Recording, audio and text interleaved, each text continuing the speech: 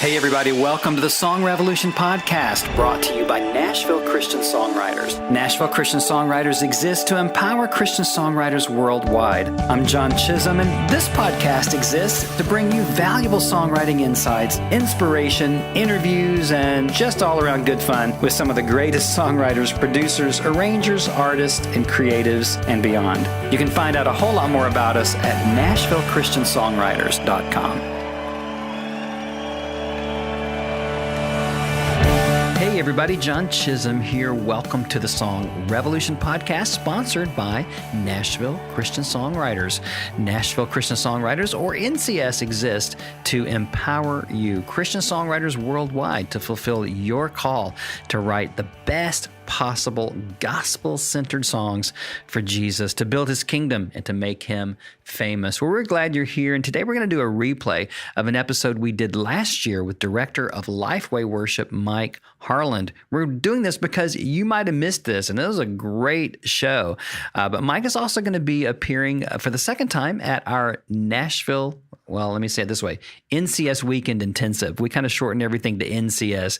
Our NCS membership, we have our NCS Weekend Intensives, we have our NCS Boot Camp, and so everything's kind of NCS around here. So, but we have our NCS Weekend Intensive coming up September 27 through 29. It's our third one this year, and this is our live event that's limited to 30 attendees because it's 3 days of just intense kind of teaching, networking. You get to meet great people like John Mays, who is the founder and director of A&R for Centricity Music. Tom Jackson, he's a live music producer who's produced everybody you can name, plus a bunch of people like Taylor Swift, Shawn Mendes, Lecrae, Phillips Craig and Dean, and on and on and on. Plus Mike Harland, who is the director of Lifeway Worship and who's going to just inspire you today. If you haven't heard this episode, you really need to hear this one, as well as Cindy Morgan's going to be with us for a Friday night artist showcase, writers round kind of thing. It's going to be just stinking good. So run over to NashvilleChristianSongwriters.com, look under events and check it out. So anyway, you need to hear this episode. I mean, Mike Harland is one of the most brilliant publishers in this town, and I think you're going to really be inspired by the things that Mike has to say. So sit back, grab a sweet tea, and enjoy Director of Lifeway Worship, Mike Harland. John Chisholm here for the Song Revolution podcast. It's another great day here in Nashville, Tennessee, and we are so glad that you've joined us. This is going to be a dynamite show today because I have the inimitable, the amazing, the one and only. I can't even say that word. I have to say it really fast. Yes. Inimitable, the inimitable, unusual, and amazing Dr. Mike Harland with the director of Lifeway Worship. Welcome, Mike. Thank you, John. It's great to see you. Great to talk to your audience. Man, we're so glad to have you. You're a giant in this whole thing. Yeah, you are, dude. You are so amazing. And just such a legacy of publishing work in this town for many, many years. And so it's great to talk with you today. It's great to be here. Yeah, so just want to just kind of relax, have some conversations. So sure. Tell us a little bit, kind of. First of all, John, I'm interrupting you. Okay, go ahead. But we've got to tell your audience our connection. We have to. I started to. Yeah, you started. Do you want to tell them? Well, a little nepotism, I guess. There's just a little. You would never know that John Chisholm and Mike Harland are actually related to each other by marriage. Yes. But it's actually our wives that are related to each other. That's right, yeah. So we're sort of distant. We both are we like second cousins-in-law? Is that what we are? I don't know. But Donna and my wife Teresa are first cousins. That's right. So, they had the same grandma. Same grandma. Yeah, that's exactly right. So I met you long before. It's kind of funny, but long before you were writing songs, but you hadn't had anything published yet, right. And I certainly had never. You were published and off on your way as a writer long before I was. And I'm not saying you're older than I am. I'm just saying that you had stuff happen sooner than I did. But I remember when we met. I think probably about the time you and Donna got married, about the time me and Teresa got married, and you were on your journey, and I was on my journey, and here we are. I mean, think about this: 30 whatever years later, we're sitting here talking about songwriting. That's kind of crazy. I'm just happy to be anywhere talking about anything. Exactly. Yeah, well, it's true. I mean, we grew up in Memphis. Yeah. And were you down in Mississippi? I grew up in North Mississippi, but Teresa, my wife, grew up in Memphis. Right. And of course, her family was all there, and of course, Donna was that strain from one aspect of her family. They were all in Memphis. We call them the Memphis Mafia. But maybe it's funny how our buried money. It's funny how our paths crossed way back then and now crossing today. Wow. Yeah. And to just think of the trajectory of our lives and to still be here making an impact in the church and to be the director of Lifeway Worship and working with writers, putting out lots of products. Tell us a little bit about that, what you're doing. Well, Lifeway Worship is the music arm of Lifeway Christian Resources, which a lot of people know who Lifeway Christian Resources would be because of our stores. We have a bunch of stores all over the country, even around the world. But I'm in the part of the company. I don't work in the store part of the company. I relate to those folks, but I don't have responsibility to the stores. Some people think I'd put the CDs on the shelves. I really don't do that. Stock boy. But I'm in the other part of the company, which is the resource area, which makes stuff for churches. And so Lifeway Worship stewards that process of, if you think about all that churches do in music, the Lifeway Worship is the part of Lifeway that stewards that aspect of church life. And we do make, we are a publisher, and we have songwriters that are writing songs, and we are making product for choirs and orchestras and bands and all of that. But we also, because we serve the church, we're not just a manufacturer of stuff. We are a resource company to the church first and foremost. So we also have the privilege of getting other people's songs. We represent literally every company in Christian music we relate to one way or the other. And we learned a long time ago that we weren't good enough to make everything. So we kind of had this philosophy that whatever God is using and whatever the church is needing, we feel our responsibility is to get it to them.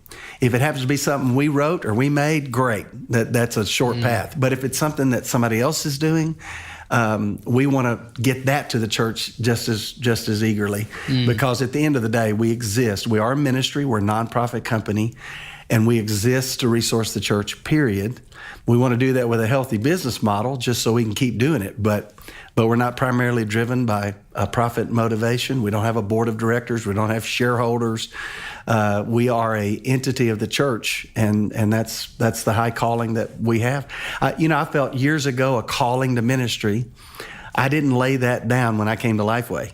This is just an expression of the same call I had all those years ago when you and I first met, and that was to lead people in worship. And now I do it from a different seat. Wow, that's fantastic. But you actually came up through the ranks as a songwriter, and now here. How long have you been here? And maybe give us a little of that process. Well, it's the older you get, the longer it takes to tell this story. But I've been at Lifeway 12 years now. It's kind of hard for me to believe that, but I came to Lifeway from the church. I was associate pastor of worship, First Baptist Church, Carrollton, Texas, at the time I came to Lifeway, and I'd been in a worship pastor kind of role for 25 years.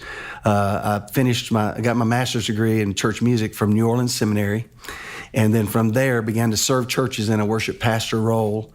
And along the way was writing songs that kind of wove its way into my ministry of what I was doing in a local church. And honestly, John, my story is a little different than probably some people. I came into songwriting from an industry perspective, kicking and screaming. I didn't set out to do this. I really didn't. I was writing songs, but really more of a devotional, personal thing for me. I'd be in the sanctuary of my church. I'd be reading a verse of scripture. I'd go to the piano and just begin to sing, and songs were being born, but I really wasn't. I didn't send them to publishers. I wasn't making demos. I was just, and then occasionally I would sing songs that I had written for an occasion or two. But I really never set out to be a songwriter. I just was writing songs that were on my heart. And I would tell people, looking back on those years, I might write 2 songs a year. in that season of my life. Not really prolific at all, not really trying to be. It was just an overflow from my life. And two artists come along in that journey, both really interesting. The first one was Brent Lamb, which I know you know Brent really well. Absolutely. Brent's uncle was minister of music of the church where I was his associate. Brent's uncle, Ron Lamb. And I had sung a song in church that Ron really liked, that I'd written. And so he calls me over to his house one night, and literally Brent is sitting there. I didn't know Brent was going to be there, but he said, my nephew's in town, I want you to meet him. And of course, I knew who Brent was, Household of Faith, and some of the other things he had done. But I was kind of a little bit starstruck to meet somebody that was a contemporary Christian artist and with a mullet, I'll add, in case Brent's ever listens to this. Yours or his? No, his. I didn't have a mullet, but everybody knows Brent Lamb had a doozy, him and Stephen Curtis Chapman. But so Ron goes back to the back of the house and brings a guitar out and puts it in my hands and said, sing that song for Brent. And I went, what song are you talking about? The one you sang in church 2 weeks ago. And I sang the song, and it became the title song of his next record. Song called Side by Side. I don't even remember. Remember Brent's record that had his twin boys on the cover? I do remember. Well, there was that song. Hayden. And, and so Side by Side was the first song I had ever written, which I wrote for Teresa, my wife. And I didn't have this dream of it getting heard or cut or anything, nothing like that. But it literally happened that way, where Ron said, sing it for him. I sang it for him. And the next thing I knew, I had a song that was on the radio. Wow. You know? And then go 7 years after that, and an artist comes to my church and does a concert. And that night, it was kind of magical. We just kind of hit it off, just like a guy I didn't even know. And by the time that night was over and the dinner was over, we were best friends. He wound up moving to my church. And about 3 or 4 weeks after he had moved there and joined our church to base his ministry in our church, we go to lunch. And he says, hey, I hear you write songs. I said, yeah, I've written 2 or 3, you know. Well, play me something. And I said, well, here's one I just finished. And I played this song for this artist, and I turned around and look at him. He's bawling his eyes out and says, I'm going to record that. Wow. And I went, why? And he said, hey, let's write down the chord chart and give me the lyric. I want to start singing that immediately. The artist was Luke Garrett, and the song was Playing Games at the Foot of the Cross. Nice. Which I had Great just written in a quiet time in my church. Had never sung it for anybody, never been performed. I said, oh, here's something I wrote the other day. And Luke winds up recording it, begins to sing it. Well, everybody has a story, right? So here's the story. About a month later, Luke is out on the road singing that song. He's at a conference in Memphis, the old J&J Choral Conference. Yeah. He was singing a concert at that, and he sang it in that conference. Well, Tom Fetke is in the room. And Fetke walks up to Luke and says, I want that song for a musical I'm writing right now. And Luke says, well, I didn't write it. Well, who did write it? He gave him my name, gave him my phone number. And that next day, Tom Fetke calls me at home and says, I want that song. Wow. Well, I didn't have a publisher. And of course, I knew who I started, you know, as a matter of fact, I didn't even believe it was him when he first told me who it was. And long story short, I wound up being introduced to Niles Borup. And Niles heard that song, decided he wanted to publish it. Word wound up using it in a musical, did it as an anthem. It was incredibly successful as an anthem. The thing just absolutely took off. And Niles then began to say, hey, I want to hear more things that you've written. The secret was that I hadn't written that much. I just had a handful of things. And he said, come to Nashville. I came to Nashville, and I'll never forget, I sang 3 songs for him. He said, I don't like any of those songs. But then he said, you've got a talent, and I want to help you develop it. And that's really where the journey starts for me as a writer. Niles Borup got involved in my life. I became a writer for Synergy Music, which was his company at the time. And he started pouring into me. Wow. Taught me how to beat up a song and wad it up and throw it away and start it over. And taught me to not settle for what was easy, but to go for what was great. And I went from writing 2 or 3 songs a year to writing 150 a year. Wow. Because he kind of gave me I was motivated, and then in those early days, there was like 4, 5, 6 really critical songs that just all kind of hit and found their way. And before I knew it, I'm a songwriter. And I say I came into this kicking and screaming because I didn't plan to do that. Yeah. But the Lord was in it. And then, of course, I'm still a worship pastor of a church. And then my songs begin to find their way into the church. And without trying to, my songs became less artist-oriented, more choir-oriented. And my songs started coming in print. And then I started, I guess, a logical progression, but I started writing musicals. And I wrote one for Littleness, and I was involved in one for Word, and I was involved in one for Brentwood Benson, back then, Brent Benson. And then I wrote one for Lifeway. And then I wrote another one for Lifeway, and I wrote another one for Lifeway. And the years are going by, and then on the day they decided they needed a new director of this department, Dr. Jimmy Draper decided, he was the president then, they wanted somebody from the church. So they began to look for the criteria of somebody with a seminary degree, someone that had experience leading worship in churches of all sizes, and someone that had been a contributor to the industry. And it turned out to be me. And 12 years ago, I came here. So I didn't design any of that. If you were looking for the book of how do you get to Nashville into I can't. How do you get Mike Harland's job? I can't write that book because I didn't write this one. Wow. And God just did it, and I'm still amazed. Wow. Still amazed. That's a beautiful story. I don't know if you know my story a whole lot, but we moved here to take a church job in 1983, fall of 83. The job fell through. We had $40 and no place to live. Wow. And in a couple of months, my precious wife, Donna, that we mentioned earlier, she said we had such a weird first 3 years of our marriage. And it's like, worked in 4 churches in 3 years, right? And it's like, when is this insanity going to stop? And she said, can't we just stay here and be normal people? So I wound up with a paper route, throwing papers out of the car at 3 a.m. and made $60 a week.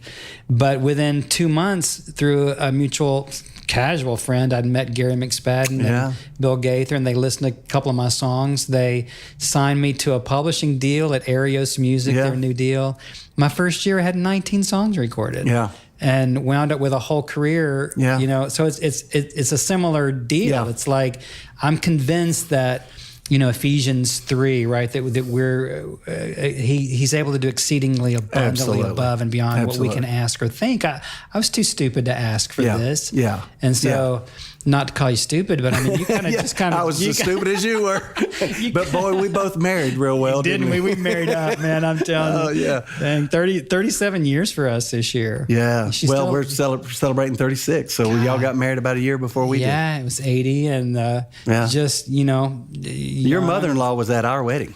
Yeah. I remember her being there. Yeah. Wow. Yeah, exactly. Wow. Isn't that crazy? It is crazy, man. Well, and here's the thing, John. I teach at Liberty University as an adjunct, and I'm often speaking to the songwriting classes there. And this is something I say every time, is you can't map that out. That your part of that equation is just being who God made you to be. That what He has designed you to do would blow your mind if you knew it.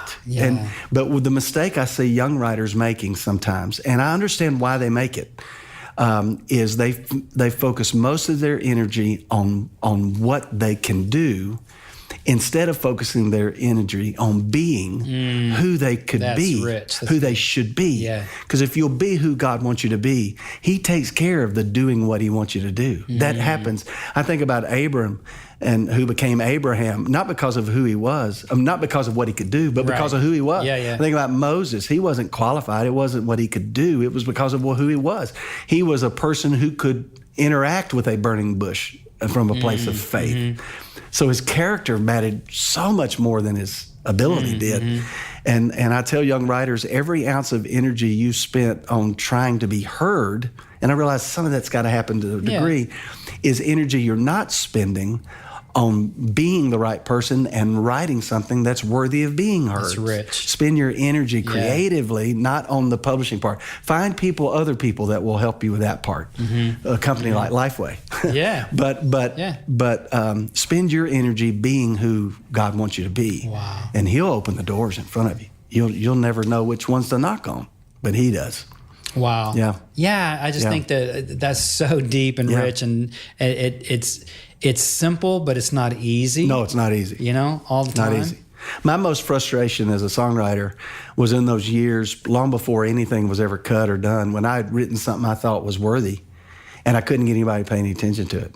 That was frustrating. Like, man, I've got this song. I know. I've seen people cry when I sing it. You know, my mama loves this song. My home church stands up every time I sing it.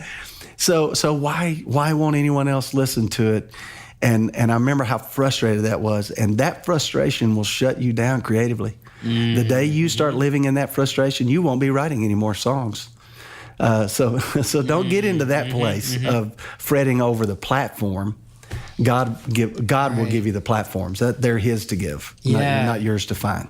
Wow, man, that's great. And I think even where you and I are, I think we have to remember those same things. That doesn't question. Go away. I blog a lot, and the blog I wrote this week is on this very subject of platforms. Of how we tend to think that if we could just be on that platform, then we really could do something for God. And what we forget is that He is the platform. Our intimacy with Him, our standing on Him, is what matters. He will decide where that happens. So anyway. That's great. So worshiplife.com is that's our blog site. That's the blogs. Yeah. I've had the privilege of we've loved your blog. Doing some blogs. I need to do some more. Yeah, we'd love to hear more from you. Trying to do Nashville Christian songwriters. I get it. Well, tell us a little bit if you want to talk about worshiplife.com or kind of what you're doing, what you're involved with, and just maybe some of the writers you work with. Happily. What's going on? Conferences? I'd love to. Lifeway Worship, sort of like Lifeway, we're a very diverse company. We sell other people's music, so there's an aspect of our work where we're representing Word and Brentwood Benson and Lorenz and on we could go. And then Praise Gathering and Littleness. A lot of these companies we work directly with. And then, so we've got that part of what we do. Then we have a production team. Our creative director is Craig Adams. He's a beast of a producer, multiple Dove Award-winning producer, songwriter, arranger extraordinaire. He leads our creative team, and they're developing anthems and musicals and charts of great songs. And LifewayWorship.com is a site where you can find all kinds of resources around congregational music. So we've got a development team. We have an events team. And that team produces and publishes events that are designed to train, equip, inspire. Our event in Gatlinburg is a big one that happens the end of June. It's called Worship Life. And if you go to worshiplifeevent.com, you can find all the information about that event. But our site, we have a site called worshiplife.com. And that site kind of is the one place where you find everything that we do, training, equipping, events, videos, instructional, blogs. I mean, it's just hard to even describe all of it. It's so much stuff. But Worship Life is a name that we associate with the ministry that God's called us to do. And then, of course, LifewayWorship.com. Lifeway Worship is a company that makes music and has songwriters, and our songwriting part of that's called Lifeway Songs. And I know a lot of your listeners will know Tommy Walker. Tommy's our songwriter. Right. Has worked with us for 5 or 6 years now, and we love him. He's helped all of us be better. I write a lot with Tommy myself, and he's helped me be a better writer. Yeah, I want to have him on the show. Oh, he's awesome. And Tommy's actually leading one of our sessions down at Worship Life this time. But we have a lot of other writers, Paul Marino, Jeremy Johnson. They're guys that they may be the most heard songwriters that nobody's ever recognized their name necessarily. They actually produce and create all of the music for Lifeway Kids, which includes Vacation Bible School. And the Vacation Bible School resources from Lifeway touch millions of people every year. And the numbers, the scale of where those songs go, it's indescribable. And Paul and Jeremy write all those songs and produce them, and they are masterful at it. But they've written some other fantastic songs too. That's not all they do. Kirk Kirkland is one of the great singers here in Nashville. Yeah. He's also a great songwriter. He's one of our songwriters. We've got a guy named Nathan Woodward. I've written with Nathan. Have you written with Nathan? And Kirk, yeah. Nathan is fantastic. He kind of leans toward. I wouldn't. It's not fair to say country. That's not fair. Right. But if you like the character of a voice, like the Need to Breathe guys, or a guy like Jason Crabb, that kind of real character rich kind of thing, that Nathan's writes right in that sweet spot, and his writing is taken off. Jonathan and Emily Martin, a beautiful young couple that are writing. They're really coming of age as songwriters, getting better and better. And then on the other scale, there's another guy I know you know, Philip Keverin. A guy like Philip Keverin, who has done film score. He's actually had an unbelievable success in the secular music field, working with artists that if I started naming them, people out there go, "Are you kidding?" Yeah, I mean, he's really done some things that are remarkable. And Philip's one of our guys. We work with Don Cook, who is a legend in Christian music, and we're working with him now through his work at Houston's First down in Houston, Texas. Right. John Bolin is also from that church, and John is writing. So I've probably left somebody out. Of course, I'm one of our writers, but we're always looking for people that we can come alongside. And we're a little different as a publisher. We don't try to sign writers and just acquire songs to build catalogs. That's really not what we're about. We actually are looking for songs and people that we know exactly what we would do with that right then. And that some of that is just stems from my own experience as a songwriter. A songwriter's worst nightmare is to turn over one of your babies to a publisher that's not going to do anything with it. And yet that publisher owns it, and you can't. If you owned it, there's something you would do this, you do that, you do this, but now he owns it and he's not doing anything with it. That is so frustrating. Yeah. So what we don't do is we don't say to writers, "Hey, we want to sign that song." There are songs sent to us that we love, but we can't use. And we'll say, "You know what, we're not going to sign it because we're not going to tie up the publishing of something that we don't have a plan for." Sure. So our writers are all specialized. They have areas where they aim exactly for. And we use what they write. And then we also are pitching. We get cuts all the time across town. Oh, that's great. Because our writers are not just writing what we use, but when we think there's a song here that really should be over there, or that artist or whatever. Jackie Velasquez has a new single out right now that's one of our songs. I mean, that gives you an example of. We're working with Point of Grace right now on their Christmas record they're working on. So we do have artist stuff happening all the time, and we think more of that will happen in the future. But we have about 12, 13 writers, and they're all busy and writing great songs. So it's a privilege. Well, I mean, I know that everybody listening to this podcast now is like, "Oh, can I send my songs? Can I send my songs?" And I think the answer is probably no. Yeah, but I mean, it's not. You know what? I'm always. I'm so sensitive to that because I know what that feels like. And my encouragement to those folks are: be patient about that. Your opportunity will come. You're right. We couldn't say to the world, "Hey, send us your songs." We have done it before for a short season. We've like, "Hey, right now we're just wanting to hear a bunch of songs, so send us something." Today's not one of those days, and and the reason is I wouldn't want writers out there to be frustrated with this, but I'd want them to understand that that's not fair to their song if a publisher is willing to take all. Because your song is not served well when it gets into that stack. It doesn't serve it well. It won't be listened to. I mean, there are stories of how songs find their way into a stack of tapes somewhere, and there are stories like that. But they're very, very much the exception. If a publisher opened their gates, nobody would be served well because none of those songs would get the hearing that they really need to get. Yeah, absolutely. Well, we're only in our fourth week of doing the Song Revolution podcast. We launched with 6 episodes. One of them was with John Mays of Centricity, and it was on how to make it in the Christian music industry. We've had over 1,800 downloads in That's 3 cool. weeks, and almost 700 of them were John's episode. Oh, wow. And so that shows you know, right? And the number one thing that I deal with at Nashville Christian Songwriters, the number one question, and you know this, is how can I be heard? Yeah. And I always come back with, well, you've got to have something worth hearing first. Yeah. And so, we're geared, our whole mission statement is to empower Christian songwriters worldwide. And the way we do that through our training and resources is to help them get the level of their writing up, because writers have this fantasy that if they can just be heard by the right people, they're going to suddenly get a song cut or be a hit. And it really doesn't work that way. No, it doesn't. And so, maybe address that just a little bit. I'd love to. Yeah. I love to talk about that, because here's a principle I realized years ago that you can take this to the bank. You can't hide a great song. You can't. If you write a great song and all you've got to do is write it and sing it where you are, and it will be heard. And I have a couple examples I usually tell about that. A struggling ex-Catholic priest writes a song in his dorm room, and next year we'll celebrate the 500th anniversary of A Mighty Fortress Is Our God.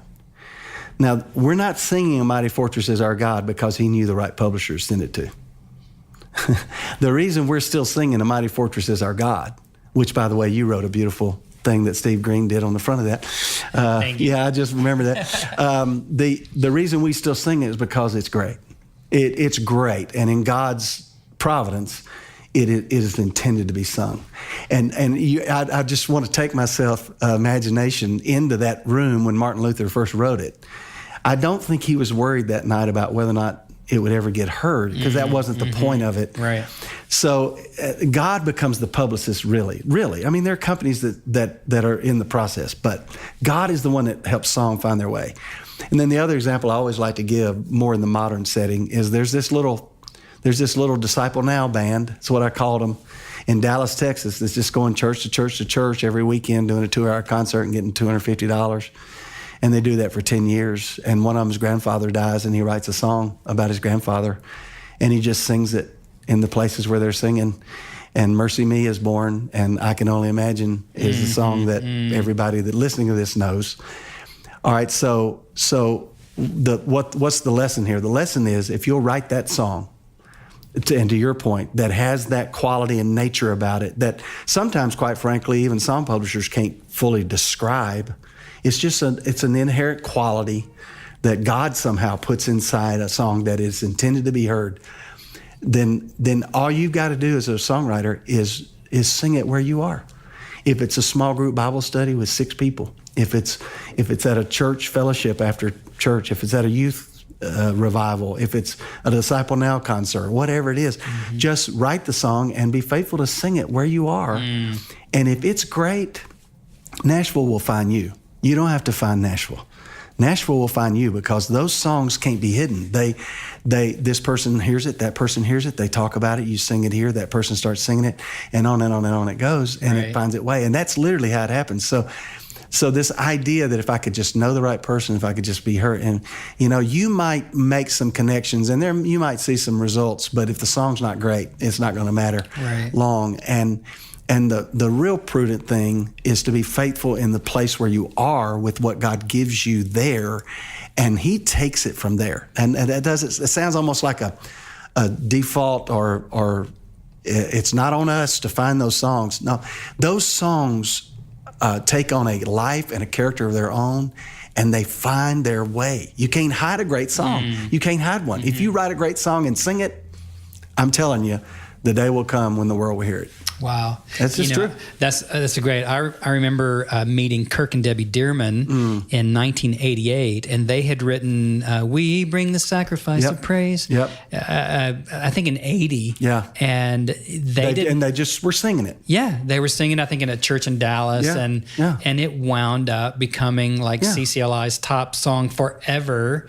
It's kind of fallen now, forever. but I mean, here we are, 30 7 years later, you know? Exactly. And so just crazy how God breathed on that song. And I think of Linda Shazo that I helped manage at Integrity. And, you know, Lord, you are more precious than silver. Yes. And amazing how God just blessed. Yeah. So I think we do get kind of all uptight about doing this thing and figuring it out, writing the formula stuff. And, you know, what are your thoughts on that? I mean, modern worship and kind of the whole worship movement that has brought us to this place where now songwriters are imitating Bethel and Jesus Culture and Hillsong, and everybody's trying to be that. And also kind of in that same discussion, what are your thoughts on what some have called the dumbing down of worship songs? That's a great question. I don't know that you can describe any of it with terms that apply every time. There are exceptions so many ways. One of the burdens I feel, I go to a lot of colleges, and Liberty is one of them, but I go to a lot of colleges to talk about ministry and songwriting and all of that stuff. And this is a burden. This is an observation I make every year. It's uncanny that when I come away from the Dove Awards in the first week of October, and 2 weeks or 3 weeks later when I'm on campus of a college campus in a worship department, I will hear 3 weeks later songs that are imitating what I just heard at the Dove Awards. And it's a burden. That's a burden to me because as important as what Bethel is doing is, we don't need another Bethel. We have a Bethel. We don't need another Hillsong. We've got a Hillsong. We've got a Gateway. God has raised up some of these ministries, and they're contributing significant songs. Absolutely. And thank God for them. But we don't need another generation of people that are imitating what those churches and those ministries have that God has given them to do. What I tell the artist development students at Liberty that I teach is, I don't need to hear you sounding like Lauren Daigle. I need to hear what you sound like. I need, because here's a little formula I use a lot when I talk to aspiring writers and artists, is I put songs in 3 categories. I say they're good, they're great, or they're commercial. And I go back to the first one and go, you never heard a bad song? I said, yeah, I guess I've heard a bad song, but I would say the writing of them is worth it so much that I would say any song that a child of God sits down with a piano or a guitar or even a pen and writes in a spiritual experience, if it does nothing more than draw that writer closer in their relationship with the Lord, that's a good song. It may never be heard by anybody else, but it was worth writing. It's good. Yeah. Great would be a song that shows some character, some skill, there's a rhyme that's consistent. There's a syntax about it that's consistent. There's an interesting melodic hook. And there may even be something significant the song is saying. And you would say, you listen to that song and you would say, that song's great. And that song will work in the church when you, the writer, sing it, and it might even work in the church across town when the story is told about how it was written. That song has a place. It may never be on an artist record. It may never be sung by anybody else. But that song's great because it had an impact on you. It had an impact on your family. It had an impact on your church. It was worth writing. And that third category is commercial. Well, the biggest difference between great and commercial, a commercial bears all of those same traits. It's well-crafted, it's written, it's not clunky, it's clear, it's theologically sound. It has all these attributes about it. But here's the differentiator most of the time. It's unique. It's just saying something that hasn't been said that way. It's saying something that is done in a refreshing way, a way that makes me sit up and want to hear it a little more. There's a uniqueness about it. And a specific aspect of it that is not like anything else. And the distance between good and great can be learned. The distance between great and commercial, I don't know you can learn that difference, but if you're just replicating the greatness of other songs, then you'll never get to commercial. You'll never motivate me as a publisher to publish your song if your song sounds like every other song I've heard that year. I love Holy Spirit, the Bethel tune. I don't need another one of those. I've got Holy Spirit. I need a song and the reason I love that song is because it's been a long time since they sang that with that much passion and intimacy, and we sang to and acknowledging that aspect of the Trinity beautifully. Right. My nephew used that song in his wedding, and it was one of the most beautiful things in that wedding. Loved it.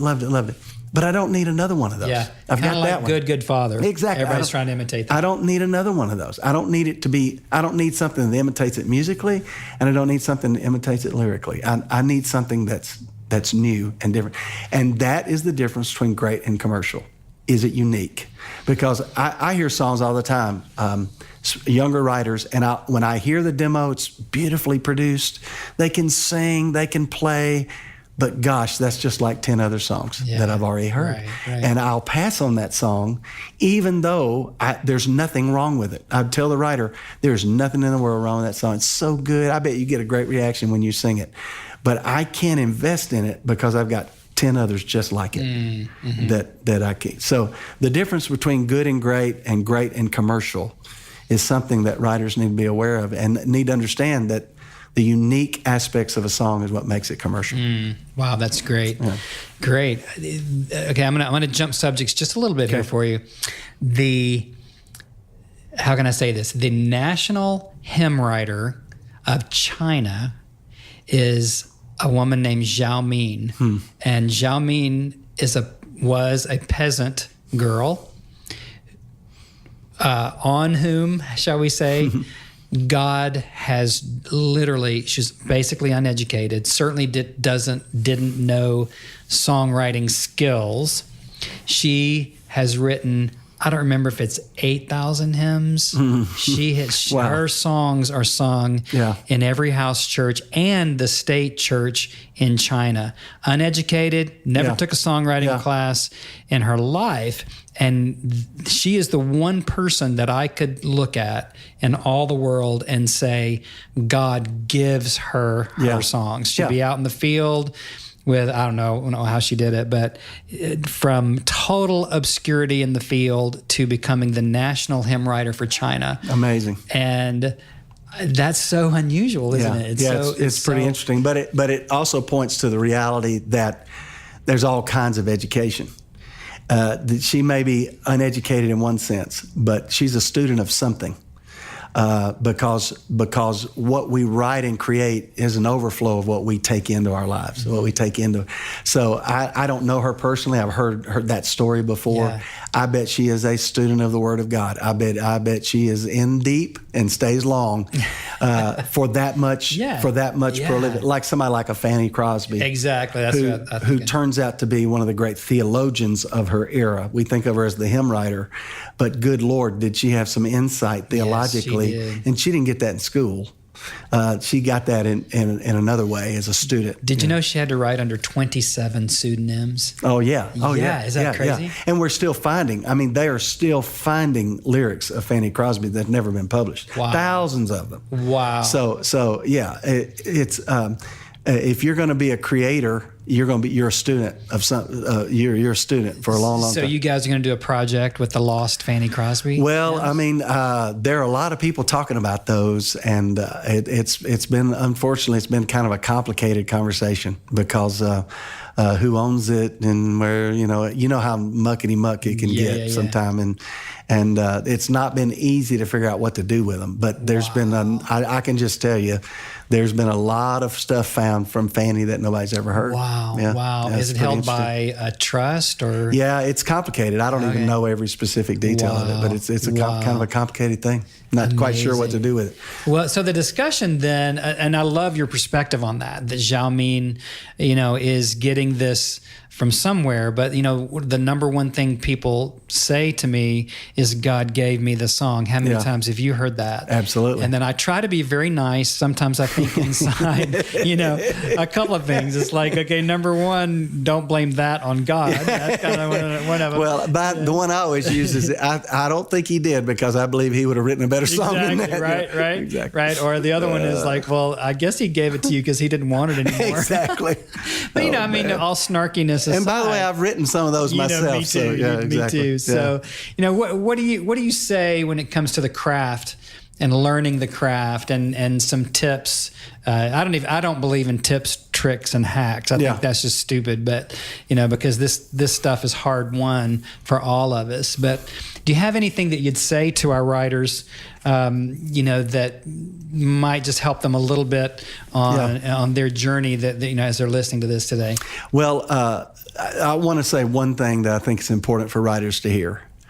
And I think we undervalue the process of writing songs, the impact that has on you, the writer. And that's why, to reiterate what I said a minute ago, I don't think there's any such thing as a bad song. There's a song that may not be commercial. There's a song that may not be great. It may not even be good in a technical sense. But the process of sitting down with pen and paper or with instrument and writing, pouring your heart out to God in song. We have 72 Psalms in the Psalter that David wrote, attributed to David. How many do you think he wrote in his lifetime? 10,000? I mean, if you were watching sheep all day long, you'd probably write a lot of songs. Yeah, absolutely. Why don't we hear the rest of them? Well, because they were for him. And I would tell any writer out there, I would always ask writers this question: is it enough for you as a writer? Are you grateful for the craft and the opportunity to write if God is the only one that ever hears it? Wow. And I would say, and if you don't get there as a songwriter, you may not deserve to write one everybody else hears. But when you get to the place where you can so appreciate the process of what it does in you as you sing it for him, if you get to the point where that becomes its own reward, now you're ready to write a great song the rest of us can hear. So I don't want to minimize anybody that's writing anything, whether it's a 6-line sonnet or whatever it is. If it's coming out of your heart for God, it was worth writing and important that you write it. But beyond that, craftsmanship-wise, yes, we are looking for songs that make sense.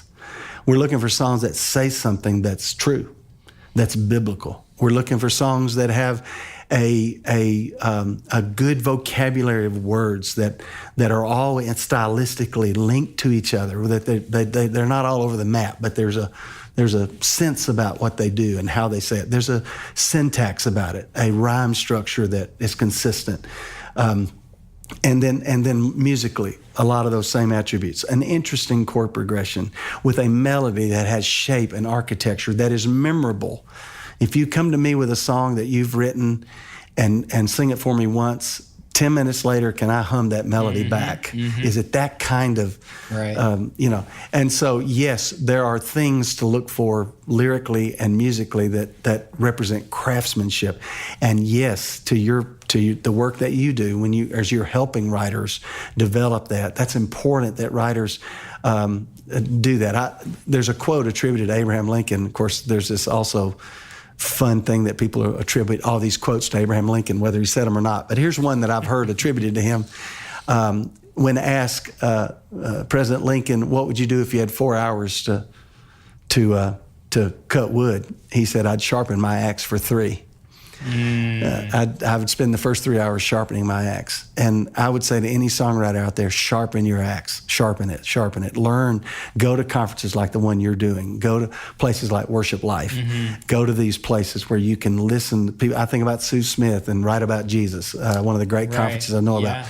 Go to those places. Listen to people that have walked that road. I write a lot with Dave Clark, and I like to just hear Dave Clark talk about songwriting because it just comes out of his pores. Yeah, I'm going to get him on the show. Yeah, he knows how to do it. And he's forgotten more about writing songs than I know. I mean, he just lives it. And it's so that there are things to learn. But I would also say to anyone out there, there's not a list. If you do these 10 things, you'll have a hit song.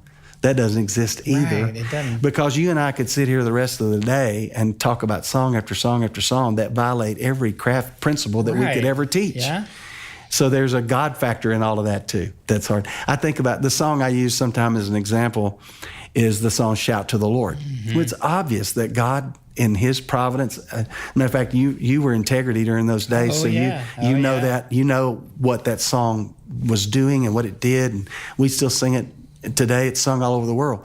That song breaks almost every rule that any songwriting teacher would ever give you. It totally does. It does, and yet, I get chill bumps thinking about singing it. Right. So there's no way to quantify that, but yes, learn the craft, learn those specific traits. I think you look back at songs and you can say, look how it did this, this, and this, and this, that the writer, when they wrote it, had no idea they were doing. Mm-hmm. But there's a lot to be learned about craftsmanship, and any writer that wants to grow in this craft needs to pursue that knowledge. Right. It's kind of getting in the environment, getting in that space in your head where you learn all about the craft, and then you kind of forget it to go do what you do, and let the Lord anoint it and direct it. That's a great way to say it. I think about a baseball player who will spend hour after hour after hour learning the techniques of fielding, of batting, but when he's in the game, he's not thinking about that. He's playing baseball. It's automatic. Yeah, exactly. Yeah, you're in that flow. Yeah, that's great. A good way to say that. Well, Mike Harland, I know that we could keep going because, man, you're a deep well, man. You got so much behind you and so much ahead of you. As we close out, what in the next year are you most excited about? Maybe it can be personally or professionally. Well, it kind of, for me, it's one thing, but I'm at a season of my life, I'm not that old. I don't want to think people I'm that old. I still play basketball several times a week. But 70. No, not quite. I think you're a little older than me, so be careful. I am, all right. But I am in the season of my life where I'm thinking about what's going to be left when I'm gone. What I think about the organization here at Lifeway. There's a leader that's following me. I don't know who it is. And I don't know when he's coming. I don't know if it's 5 years from now or 10 years or 15 or 20. Don't know that. But I know the day's coming when I'm not the guy sitting in the seat I'm sitting in. What am I leaving to him or to her? What am I leaving behind me? That's why I teach at Liberty and other colleges. That's why I go to seminaries. I'm going to New Orleans Seminary in the next few days. I'm thinking next generation all the time. How are we equipping the next generation to do it better than we are doing it now? That's what I spend my time with. Wow. Well, Mike, I hope you'll come on the show again with me, because I know we could talk about 6-7 more hours about all this stuff and get into some deep stuff, and as well as just the mechanics of songwriting. So thank you so much. Thank you. It's a privilege for being here. So this is John Chisholm for the Song Revolution podcast. And we're here to make a difference, and we hope that you will join the Song Revolution. We'll see you next time. Thanks for being here today for the Song Revolution podcast from Nashville Christian Songwriters. We exist to empower you and to bring you some of the greatest inspiration, insights, and important people from the Christian music world to help you write your best and to be heard as the songwriter that you were born to be. Be sure to like us on Facebook, follow us over on Twitter and Instagram, and connect with us through our Facebook group called Successful Christian Songwriters. Until next time, I'm John Chisholm calling you to a Song Revolution.